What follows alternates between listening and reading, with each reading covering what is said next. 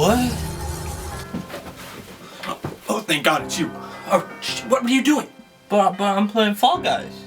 We need to go. You've been stuck here for 3 months. The Driftveil got you. Come on, we're getting out of here. Has it really been 3 months? Yeah, we gotta get out of here.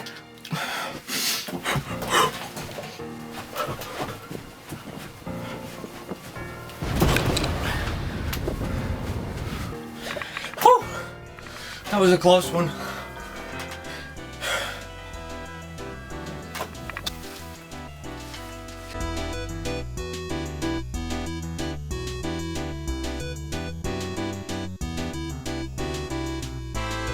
For those who can't remember anything that happened more than 2 days ago, that was Fall Guys Ultimate Knockout. If that name sounds familiar, that's because it was August's hot topic game of the month. I mean, really, it seems like everybody was playing this game, and now, yeah. So what caused this rapid downfall? Well, in actuality, it was the social media team getting really cringy and not dealing with a rising hacker issue. But I'm trying to prove a point here, so I'm going to say it was society. Society likes to move on to the next big flashy thing as long as it comes along. Like Animal Crossing came out last March, and do you see people really talking about that game too much? And Smash Bros. Do those videos really get as many views as the new flashy, new Ultimate DLC character reaction video? Therefore, society causes all problems, gamers rise up. Anyway, now that I'm done ranting about society, I can talk about my favorite thing. Correction, my second favorite thing, me. I kind of vanished from YouTube for like 5 months, and in that time I had something keeping me occupied for that month only, sometimes even less, and I'm here to talk about some of those things now. There were TV shows, video games, and even books. These are the things that kept me busy for months on end. Without further ado, obsessions. Over the last 6 months, I dove headfirst into the world of The Witcher. r/gaming circle jerk finally got to me, and I bought The Witcher 3 for $60 on Steam, and it immediately went on sale for $5 the next week. Anyways, I jumped in and I loved it. It was this dark, gritty, low fantasy setting. The characters were interesting, and most importantly, the game was just fun. It was fun to take Witcher contracts and go kill monsters, and it was fun to just talk to people. The politics were fun. Do you have any idea how hard it is to make politics fun? Anyways, there was one glaring problem, and it was that I had no idea what the fuck was going on. Who the fuck is Geralt of Rivia? Who's Yennefer? Who's Triss? Who the fuck are these people? So I decided to watch the Netflix show. And it was good. While it has its flaws when The Witcher is at its best, it is amazing. The casting was great for the most part. The story was captivating, although convoluted at points. I apologize for not going into too much more detail than that, but I'm trying to do 2 more videos about The Witcher by the end of the year. If you don't know, I'm trying to do 2 videos a month. I'm trying to take this YouTube thing a little bit more seriously. But anyways, I also picked up the first 2 books in the series, The Last Wish and Sword of Destiny, their short story collection. And I have more to say about those in a new segment called Book Club with Brandon. This bit wasn't worth it. The Last Wish and Sword of Destiny are short story collections as composed to the 5 novels which would follow. All books were originally written in Polish by Andrzej Sapkowski and later translated to English almost 20 years later. The first short story, The Wiedźmin, was published in 1986 for a short story contest, and later short stories were published in fantasy magazine Fantastica and later compiled into the 2 short story collections. The short stories in The Last Wish mostly serve the purpose of introducing the character of Geralt of Rivia and getting the tone of the setting nailed down. The first short story to appear in The Last Wish is The Witcher, as I mentioned, the first short story published. Here we meet the character Geralt of Rivia, a monster hunter for hire. Geralt, as a Witcher, is a mutant who is ostracized by society for his mutations to make him more capable of fighting monsters. For example, enhanced senses, as well as the ability to dilate his pupils to see at night. In the short story, Geralt kills some people in a bar before taking a contract from King Foltest to kill a Striga, which has recently been hunting people around the kingdom. Geralt learns that the Striga is actually King Foltest's daughter, who was born out of an incestuous relationship with Foltest's sister. Geralt fights the Striga over the course of a night, with the cinematic opening to The Witcher 1 giving the best representation of this fight. Geralt finds that he succeeded in curing the Striga into a normal girl, however upon approaching he is slashed across the neck and badly wounded, which is where we're introduced to our frame story. We then get to the frame story, The Voice of Reason, where Geralt is healing from his wounds. I'm not going to explain all the short stories because I'm trying to do a video about the Witcher books later in March. A grain of truth, Geralt comes across a man-beast in what is essentially a twisted version of Beauty and the Beast. The twist is that the man actually likes being a beast. Geralt kills the twisted version of Beauty and the man returns to being a man. It's a pretty fun short story. The Lesser Evil. This short story becomes the basis for the first episode of the TV show and introduces us to Geralt's philosophy. Evil is evil, lesser, greater, middling, and if I have to choose, I'd rather not choose at all. Geralt doesn't like to choose between these, however he will often be forced to with lasting consequences. Geralt must choose between helping a street girl and a wizard, and when caught in the middle, ends up killing several people, earning the title Butcher of Blaviken. A question of price, Geralt goes to a banquet and ends up claiming a child surprise. This short story sets up the rest of the series, so go read it. Or go watch the show, but the show kind of makes it a goofy thing, whereas the book, it's a whole thing. The Edge of the World. Geralt meets the bard Jaskier or Dandelion, depending on what you're reading or watching, and deals with some elves. This short story sets up the racial relations between humans and elves, and finally we get to the last story, the titular Last Wish. Geralt and Dandelion find a djinn while fishing, and the djinn injures Dandelion. While trying to heal Dandelion, Geralt comes across the sorceress Yennefer of Vengerberg. Hijinks ensue, and Geralt is forced to use his last wish to bind his and Yennefer's destinies. The book doesn't actually tell you this, so you have to be smart. Anyways, all of the short stories in The Last Wish are pretty good, however my only problem with it really is that they're really disconnected, a problem that I didn't have with the next collection, The Sword of Destiny. Sword of Destiny was probably one of my favorite recent reading experiences. These short stories focus on Geralt's relationships with others while segueing into the start of the Witcher saga. The Bounds of Reason sees Geralt joining a dragon hunting expedition and later meeting a dragon. The Shard of Ice. Geralt is staying in a town with Yennefer that he hates, and eventually he discovers that he's in a love triangle over Yennefer with the wizard Istred. Geralt eventually leaves, and this was one of my favorite short stories of the collection, probably second. The Eternal Flame sees Geralt and Dandelion helping a halfling with a Doppler problem. A Little Sacrifice was my favorite short story of the collection. Geralt and Dandelion are in a coastal town, while Geralt is helping a local lord deal with a mermaid that he's fallen in love with, while also dealing with attention from the bard Essie. Expect me to get more in depth with this one later, as this one got a very strong emotional response out of me. The titular story, The Sword of Destiny, sees Geralt's first meeting with his child surprise, Ciri. The two are stuck in a forest of druids, and I have no strong opinions about this one. Something More sees Geralt get badly wounded and trip balls as he uses his Witcher elixirs to heal. Geralt eventually meets back up with Ciri as we transition into the start of the novels. I'm still reading those, so come back in March for what is essentially going to be 5 book reports. Have you ever had an on and off relationship with somebody where every time you text them, you always think to yourself, yeah, maybe it'll be different this time? Well, that's me with Destiny 2. No matter how hard I try to put this game down, somehow I always find myself crawling back to it. I bought the game at launch, beat the game, did the raid with friends, all of that fun stuff. And then the DLC came out and it was bad, so I stopped playing. 100 hours of my young life flushed down the drain. But then this summer I noticed that the game went free to play, and I was like, ooh! The appeal of Destiny for me comes from the setting and the design. The design team always knocks it out of the park, whether it's making unique planets like Titan, the moon of Saturn, where it's really just a gigantic ocean, or Nessus, a centaur that's in the middle of being taken over by the Vex, a robotic alien race that's obsessed with converting organic matter into computers.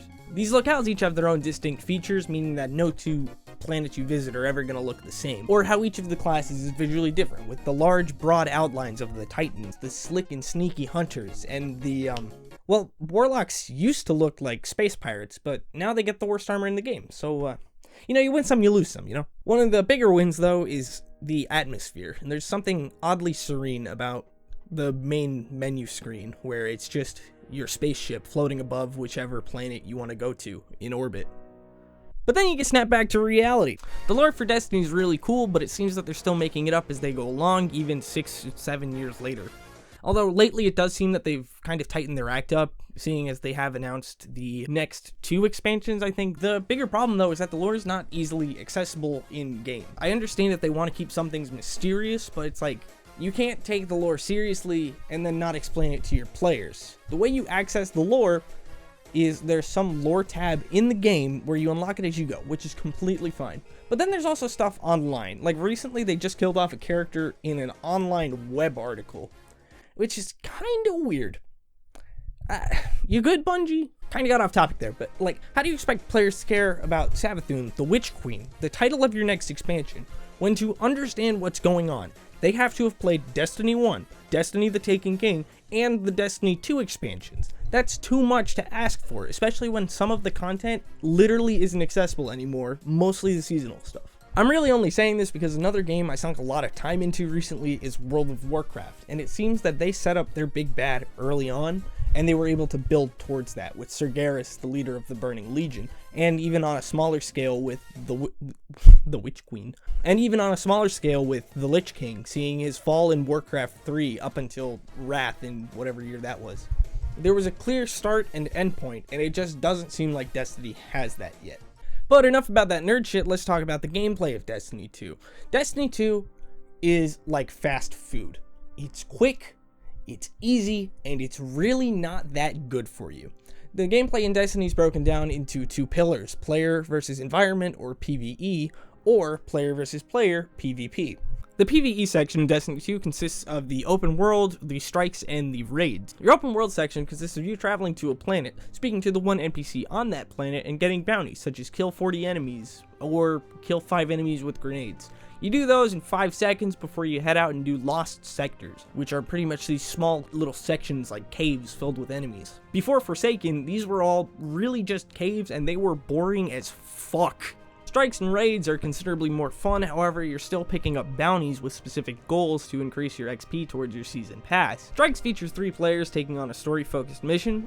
There's a good bit of variety between these, and there's modifiers, such as certain enemies take more damage to certain elements, or you take more damage from, like, melee hits or something, to keep them different and not the same. There's also nightfalls, which are timed and incredibly difficult in exchange for giving better rewards. Raiding is the endgame PvE activity. 6 players travel and take on a massive gauntlet. These can range in time from less than an hour to several hours. When I played on Xbox, me and my buddies, we would do the raid every weekend. We'd normally take around an hour and a half to do it. The only problem is you need to have friends to do the raid, something I'm currently lacking. PvP in Destiny 2 is so based on the people you play with, it's not even funny. If you're playing with friends or people you know, you're probably gonna kick ass. But if you're playing with randoms, you really might as well just roll the dice and start praying. Since only elimination and survival are the only really skill-based modes, the others are really just gambling on how your teammates are gonna be. Since those are the 6-player matches, and the first 2 I mentioned are 3-player. Regardless of how good your team is, it's still really fun to just kind of run around and shoot. Destiny's a really good movement shooter, and the class abilities mean that you're never really out of a fight. Titans can run around like nobody's business and just melee kill people. Hunters can outmaneuver people with their jumps, and warlocks can, warlocks can just fucking cut this. The different game modes are all fun, with the main ones being elimination and control. In elimination, it's 3-on-3, you're trying to eliminate the other guys, it's pretty much CSGO. Elimination is 3-on-3, just a classic deathmatch. It's your fire team versus theirs, kill them all, win the round, first team to 5 wins the game. Control, on the other hand, is a bit more hectic. Control is 6-on-6. There's 3 zones that you have to capture. Each zone that you capture adds a bonus to each kill you get. So the goal is to constantly have zone advantage, or even a power play where you control 2 or 3 zones. Either way, the goal is to get kills and build towards your super. When someone charges their super, you might as well just lay down and take it, because you're not dodging it, especially Hunter Golden Gun. Diving deeper into more recent stuff, we get to Spelunky. Spelunky is a game where you go down into a randomly generated set of caves and you attempt to survive. It sounds simple, and that's the point. Spelunky is simple for anybody to pick up, but it has one of the most brutal learning curves I've ever seen in a game. The levels being randomly generated means you'll never be 100% in control of the situation, simply because you don't know what's going to come next. A big part of the allure is trying to build your situational awareness, or your Spelunky IQ, if you will, and trying to give yourself any advantage possible to beat the game. Spelunky 1 has you going through a set of caves, jungle, ice caves, and ruins, in that order. To beat the game on the easiest ending, you just have to go through those 16 levels. Doesn't sound too difficult, but each of the zones has something that can instantly kill you, for example, spike traps in the jungle and crush traps in the ruins. While these traps may instantly kill you, other things will only do 1 or 2 health. In Spelunky, you only get 4 health, and health is an incredibly difficult resource to get, as the only way to get it is to bring a damsel to the ending of a level. Oftentimes, it's more beneficial to be carrying a weapon, and backtracking can cost a lot of time. After 2 minutes and 30 seconds, a ghost will spawn that will instantly kill you if you touch it. All in all, the first game is beatable by most people if they're willing to put in the time and the effort to learn how to play the game. The extra incentives, such as the 5th zone hell, as well as unlocking all of the characters, keep people coming back to play, as well as different types of challenge runs, such as no hits, or $1 million, or $0. Spelunky 2 might be even better than the first game. It takes what people liked about the first game and gives it a fresh coat of paint, keeping things similar, but also different. The physics remain almost entirely untouched from Spelunky 1, meaning most of your muscle memory will transfer over. There's plenty of new things to find out too, such as new items, new enemies, and new zones. Instead of the strict progression of caves, jungle, ice caves, ruins, you now get dwellings, a cave-like area that houses several caveman camps and ends with a fight against Quillback. You then get the choice of going to the jungle, which remains largely untouched from Spelunky 1, or to Volcana, a magma-filled zone which, as the name suggests, looks like the inside of a volcano. While the jungle is lush and organic and green, Volcana is a cold, rocky, metallic place filled with robotic enemies. Both of these zones have different uses for the Eye, an item that you get in the first zone and was used in Spelunky 1 to unlock the Black Market. If you take the jungle route, the Eye still opens the Black Market, however, the Black Market no longer functions as its own level, meaning you still have the time limit from the level you were on. In Volcana, you can use it to power an alien drill to get Vlad's Cape, one of the best items in the game, allowing you to double jump as well as giving the regular functionality of the cape, such as gliding and landing on spikes. After clearing Volcano or Jungle, you get to fight Olmec, the final boss of Spelunky 1, and after that, it is unknown to me because this game is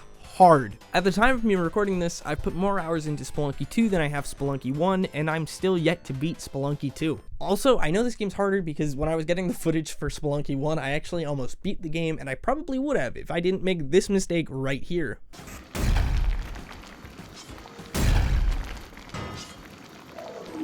Anyway, Spelunky 2 has considerably more difficult enemies, and also more things that'll just instantly kill you. In the dwellings, there are 3 new enemies: lizards, moles, and Quillback. Lizards curl up into a ball and roll towards you when they see you, on hit dealing 2 damage and knocking you up and unconscious. While you're unconscious, the lizard will more often than not begin moving again and get you stuck in a spiral of death. Moles can travel through the pink dirt blocks, and can only be hit on a certain part of their hitbox. And Quillback is the final boss of the area, and he will kill you instantly if he rolls over you. In Volcano, there are pools of lava everywhere which will instantly kill you if you fall into them. There are ladybug enemies that spew fire, robots that detonate shortly after you jump on them, and rock dogs, which can also combo you to death with a fire attack. Jungle has a lot of spikes similar to Spelunky 1, however, there are also new traps, such as the bear trap, which are pretty easy to see in hindsight, but I'm never looking for them because my brain is in fact empty. The jungle also has witch doctor cavemen now, which if they hit you with a magic skull attack will curse you, bringing you to 1 health permanently, and while it is curable, more often than not, it's just the end of the run. To balance out this massive difficulty spike, Spelunky 2 makes it considerably easier to regain health. Turkeys can often be found throughout the levels, and upon killing them with fire damage, they will drop a cooked turkey which restores 1 health instantly. Regardless of the difficulty spike, Spelunky 2 is a very fun game. I often find myself dying and then going, okay, just one more run. Just one more run, and then I spent several hours playing Spelunky 2. Woo! First video back. It is good to be back. If you made it this far, I would greatly appreciate it if you just left a like and subscribe to the channel. Hopefully I've got some big things coming later on, so stay tuned. I'll catch you in the next one. Peace.